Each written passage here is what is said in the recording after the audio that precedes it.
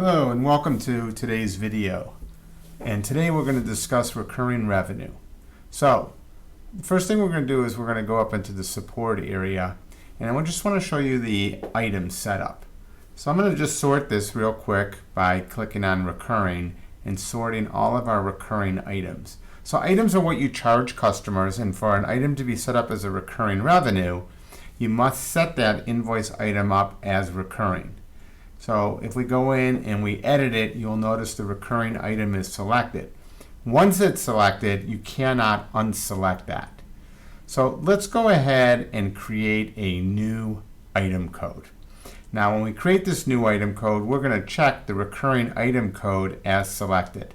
So the first thing you're going to do is you're actually going to put in an item code.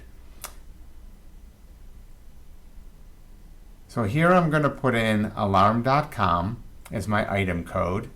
And then this is the item code internally, and then the description is what's going to appear by default on the customer. You can override this at each individual recurring item. You can set a category and subcategory if you have those set up. You will also define the general ledger number for this. This is for the QuickBooks integration. You can set a default rate. And then you choose whether this is a taxable item or, and again, if it's a recurring item. Click Update and you'll notice at the top of our list, we have our new item code set up for alarm.com. So next, let's go back in and we're going to pick a customer we're going to work with. And earlier I created a new customer today called Pizza Express. So we're going to choose that customer. And you'll notice this customer doesn't have any recurring revenue at this time. So the RMR says 0. This is a brand new customer, not a lot of data in here. But I did create one site and one system for this customer. So we're going to drill into the system and we're going to click on the RMR tab, and you'll notice there is no recurring revenue for this customer. So we're going to click New. So let's talk about creating a new recurring item. So each recurring item starts with the item code. So here, let's go ahead and choose that new item code, alarm.com. And there's our description that defaults in. We can override it if we'd like to. The first option then says, do we want to invoice in arrears? Invoice in arrears is used if you want to bill at the end of the period. We also have do not prorate. If we check the do not prorate, it will not prorate the first recurring for this new recurring that we're setting up. We're also going to choose, we can say, do we want to use the cycle amount? And if we choose to use the cycle amount, then when it invoices the customer, it will use that cycle amount. Now, when would you use this? That's when the monthly amount isn't divisible by the cycle into the billing period. For example, $25 billed quarterly wouldn't be divisible with the monthly amount. So remember, the cycle amount is only used if you're billing anything but monthly. So here we're just going to say we're going to bill this customer monthly, and we are going to then set the monthly amount to $10.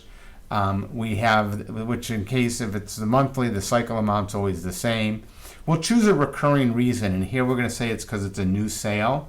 And you could set up recurring reasons in your setups. You could set a PO number. And then we have our activation date. The activation date sets when are we going to start the billing. And because this is set to prorate, we're going to change this date for our example to the 6th of May. So when we do the first recurring, it would bill them from May the 6th. Now, the next one says, what's the next invoice date? And you notice it defaulted to May. Now, if we change that to June, you'll notice the prorating turned off. That's because we said don't invoice them to June, therefore we don't really care about the activation date. So if we want to bill from that activation date, we want to have the next invoice date to be the 1st of May.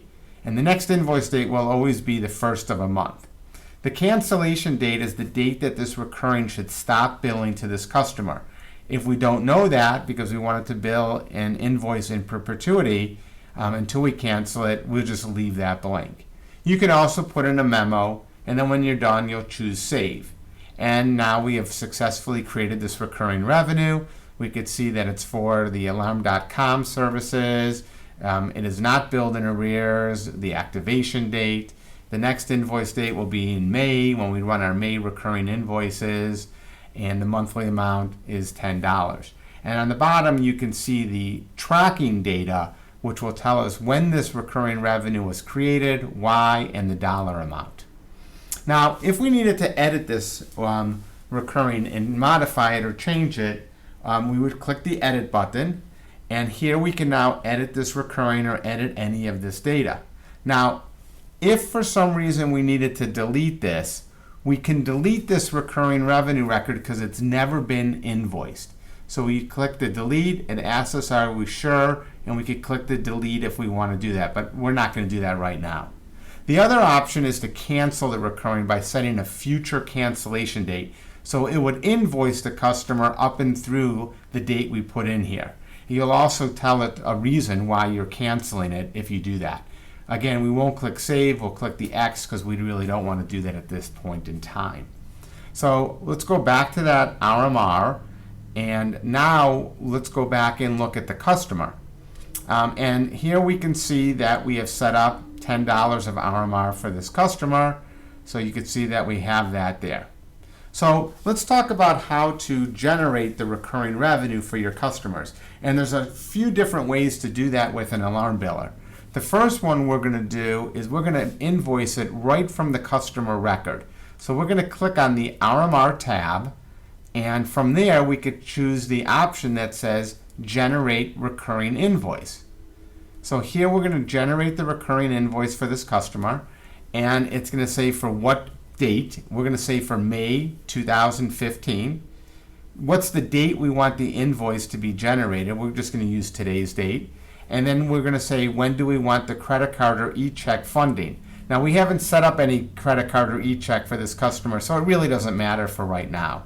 But normally you might want to make it the current month. Unless you're actually invoicing in advance, then it might be the next month. So at this point, we'll click Generate the Preview, and this will show us all the recurrent customers, and because we did it from the customer, there'll only be one. And then if we drill into that customer, we could see the recurring services that we're billing, and if you notice we hover over it, we'll get the full details to see that we're actually going to invoice them for the prorated services from the 6th through the end of the month. If we want to generate this invoice, all we do is check. We could either click Select All or choose that. We would choose Process Invoice. It will bring up our memo, and this is a memo that we could print down that invoice, and there's a way to enter in a default one in the setup.